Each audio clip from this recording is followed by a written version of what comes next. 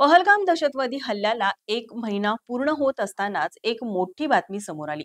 21 मे रोजी छत्तीसगडमध्ये सुरक्षा दलांनी तब्बल 27 नक्षलवाद्यांना कंठस्नान घातलं. सुरक्षा रक्षकांनी नक्षलवाद्यांविरुद्ध केलेली ही आतापर्यंतची सर्वात मोठी कारवाई मानली जात आहे. काही दिवसांपूर्वीच भारताचे गृहमंत्री अमित शहा यांनी पुढच्या मार्च महिन्यापर्यंत नक्षलवाद्यांचा बिमोड करण्याचं टार्गेट ठेवलं होतं.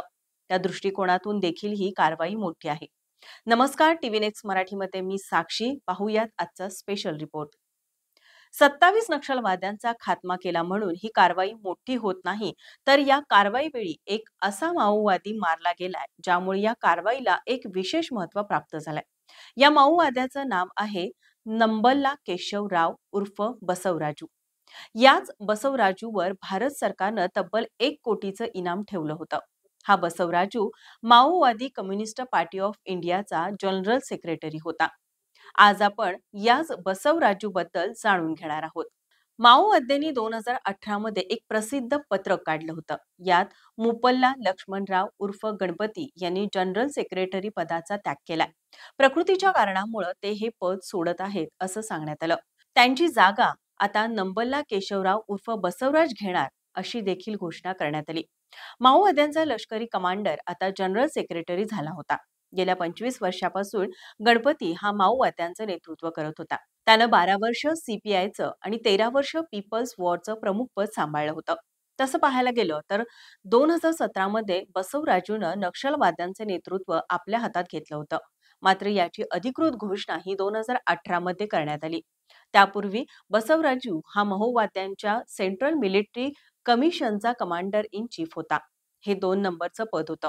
त्याच्यावर भारताच्या सुरक्षा दलांवर हल्ले घडवून आणण्याची जबाबदारी होती. तो माओवाद्यांची गुप्तचर यंत्रणा आणि ऑपरेशन्स दोन्हीची जबाबदारी सांभाळत होता.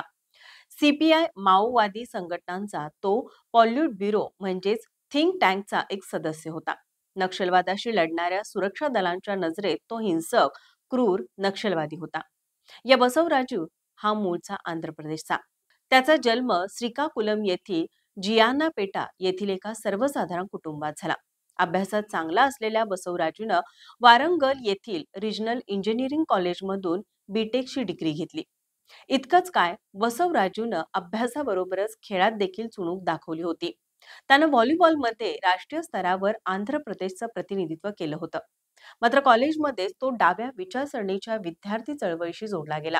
त्याला 1980 मध्ये अखिल भारतीय विद्यार्थी परिषदेच्या सदस्यांसोबत झालेल्या हिंसक झटापटीनंतर अटक देखील करण्यात आली होती. मात्र बसवराजूची ही पहिली आणि शेवटची अटक ठरली. या घटनेनंतर बसवराजू पीपल्स वॉर या संघटनेचा सदस्य झाला. ही संघटना डाव्या विचारसरणीची नक्षली संघटना आहे. ही संघटना त्यांच्या हिंसक कारवायांसाठी ओळखली जाते. बसवराजूनं या संघटनेत 35 वर्ष काम केलं.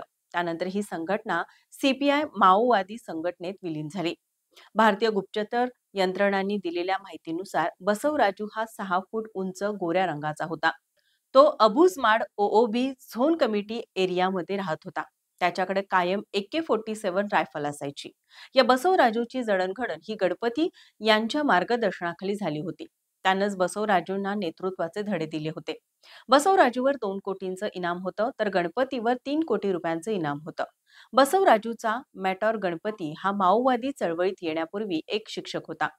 तो सीपीआय माओवाद्यांचा राजकीय ब्रेन म्हणून ओळखला जात होता. त्यानेच बसवराजूच्या मेटॉरची भूमिका निभावली. बसवराजू हा आक्रमक आणि हिंसक कमांडर म्हणून ओळखला जात होता. नक्षलवाद्यांच्या इतिहासातील अनेक मोठ्या आणि क्रूर हल्ल्यांशी त्याचा संबंध होता. तो आयडी स्फोटक तयार करण्यात एक्सपर्ट होता. मिलिटरी स्ट्रॅटेजीमध्ये देखील त्यानं प्रावीण्य मिळवलं होतं. असं बोललं जातं की 2013 मध्ये झारखंड इथं झालेल्या हल्ल्याचं देखील त्यानंच प्लॅनिंग केलं होतं. त्यानं शहीद झालेल्या सीआरपीएफ जवानांच्या पोटात फोटोसेन्सिटिव्ह आयडी प्लांट केला होता. याद्वारे रेस्क्यू टीम आणि डॉक्टरांना टार्गेट करण्याचं त्याचं प्लॅनिंग होतं. इतकंच नाही तर बसवराजू हा एखाद्या मोहिमेत आपल्या सहकाऱ्यांचा जीव धोक्यात घालण्यासही मागे पुढे पाहत नव्हता. तो निष्पाप सामान्य नागरिकांचा देखील विचार करत नव्हता. त्याच्या डोक्यात फक्त कोणत्या परिस्थितीत भारताच्या सुरक्षा दलातील जवानांना टार्गेट करायचं होतं. बसवराजूच्या नेतृत्वातच 2018 मध्ये सुकमा आयडी अटॅक करण्यात आला होता. त्यात 9 सीआरपीएफ जवान शहीद झाले होते. 2019 मध्ये गडचिरोलीत भूसुरुंगाचा स्फोट घडवून आणला होता. त्यात 15 पोलीस शहीद झाले होते. 2021 मध्ये सुकमा आणि बिजापूर इथं नक्षलवाद्यांनी हल्ला करत सुरक्षा दलाच्या 22 जवानांचा जीव घेतला होता. 2023 मध्ये देखील झालेल्या हल्ल्याचं प्लॅनिंग हे बसवराजूनं केलं होतं. दंतेवाडा येथील एका हल्ल्यात 10 जवान शहीद झाले होते. 2025 मध्ये देखील बिजापूरमध्ये नक्षलवाद्यांनी हल्ला करून 8 जवानांना ठार केलं होतं. यात एका सिव्हिलियन ड्रायव्हरचा देखील मृत्यू झाला होता. या सर्व हल्ल्याचं प्लॅनिंग बसवराजूनं केलं होतं. बसवराजूनं सुरक्षा दलांवर काही मोठे हल्ले केले असले तरी 2024 मध्ये या नक्षलवाद्यांना सुरक्षा दलांनी मोठा धक्का दिला होता. सुरक्षा दलाच्या जवानांनी कणकेर एन्काउंटरमध्ये 24 नक्षलवाद्यांचा खात्मा केला. बसवराजूच्या नेतृत्वात नक्षलवाद्यांनी अनेक क्रूर आणि मोठे हल्ले घडवून आणले होते. बसवराजू अशा हल्ल्यांचं प्लॅनिंग करण्यात मास्टर होता. मात्र याच अतिउग्र हल्ल्याची स्ट्रॅटेजी संपूर्ण नक्षलवादी चळवळीला एक प्रकारे मारक ठरल्याचं बोललं जात आहे. जाणकारांच्या मते जेव्हापासून नक्षलवादी चळवळीचं नेतृत्व बसवराजेकडून आलं तेव्हापासून नक्षलवादी चळवळ क्षीण होत गेली. गेल्या काही वर्षात सुरक्षा दलांनी फक्त शेकडो नक्षलवाद्यांच्या लीडर्सना कंठस्नान घातलं नाही तर माओवाद्यांच्या कोर एरियात देखील प्रवेश केला आणि कारवाई केली. भाजपचं सरकार आल्यापासून नक्षलवाद्यांच्या बिमोड करण्याची मोहीम तीव्र करण्यात आली आहे. नुकत्याच झालेल्या कारवाईत सुरक्षा दलांना मोठं यश मिळालं. नक्षलवाद्यांचा म्होरक्याच ठार झाल्यानं नक्षलवाद्यांचं कंबरड मोडलंय. अमित शहा यांनी एका मुलाखतीत 2023 पर्यंतची आकडेवारी समोर ठेवली. आमचं सरकार आल्यानंतर बिहार, झारखंड, ओडिशा, मध्य प्रदेश या राज्यातील नक्षलवाद जवळपास संपुष्टात आलाय. 2014 मध्ये 126 जिल्हे नक्षलवादीग्रस्त म्हणून ओळखले जायचे. आता फक्त 12 जिल्ह्यात नक्षलवाद्यांची समस्या आहे. त्यांनी आम्ही मार्च 2026 पर्यंत देशातून नक्षलवाद्यांचा समूळ उच्चाटन करू असा विश्वास देखील व्यक्त केलाय.